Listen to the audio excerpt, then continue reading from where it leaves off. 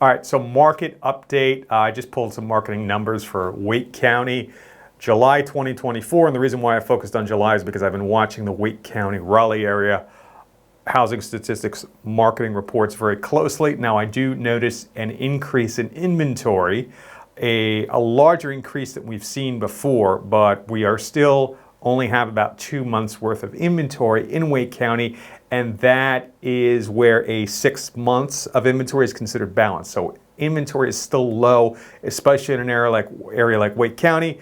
Housing, the median price is up, the average is up. We focus on the median a little bit more, but there is no signs of crash. The housing market is still very healthy. The only thing I do know is, yes, we do have buyers that are more fearful and are more likely to back out of contracts at the last minute. And what that means is the sellers, our margin of error has shrunk. So if you're a home seller right now, you have different options. You really need the best realtor that you can find. You have to price your property properly. There's an old saying, people purchase properly priced properties pronto. The thing is, you're not going to get away with overpricing your house in this market. I just did a flip out in Greenville. I overpriced it in the beginning. I was too aggressive. It was down the block from another flip that I did that was wildly successful. I made a lot of money on that flip. It was close to ECU. I priced it at $243.9 when it should have been about $225. So that cost me several weeks, but probably about 6 weeks on the market. And it went into contract actually 3 times. So our margins of error is much less now. We have to price our properties correctly from the beginning. We want to avoid these consistent price drops. Now, my other flips that I priced properly, they've been selling with no problem. I mean, sometimes these closings get delayed. I am seeing that in my local market, and I'm also reading articles about how contract cancellations are up. I can only speculate as to why that's the case. There perhaps are people waiting for interest rates to come down. We're on an election year. However, I don't think it makes sense to leave several $1,000s worth of due diligence money on the table, pay for an appraisal, pay for a credit report, go through all that, and cancel at the last minute, leave all that money on the table, maybe because interest rates are going to come down next month. That doesn't make any sense. So if you're a buyer, I am a buyer and a seller. I buy houses, I rent them out, I hold them long term.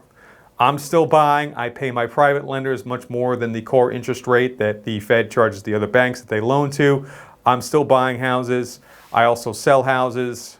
It's a tricky market, and to tell you the truth, it hasn't been a balanced market in a long time.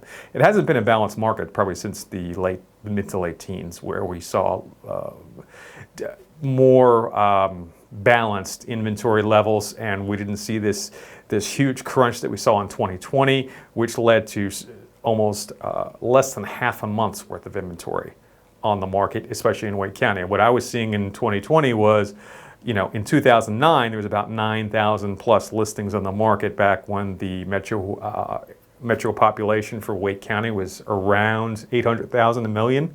Now, in 2020, 10 years later, we had about 1,800 to 2,000 listings on the market, a fraction of where it was 10 years ago, but now the metro population for Wake County is 1.5 million. So we had a huge crunch in inventory, and that's really what drove those prices up 25% per year, year over year. That was not a balanced market. It's been a crazy market for a long time. I'm still buying. I love Wake County. I also buy in Fayetteville and some of the more balanced areas. I do prefer more affordable price points that aren't as sensitive to these higher interest rates. So if you're a buyer or a seller, get good data and then analyze that data accordingly. And I'm not talking about news stories, Instagram, Facebook, all these articles. I'm talking about analyzing the actual data. You should be able to find that locally. Redfin does have, we give you all that data, Zillow, all those places. So.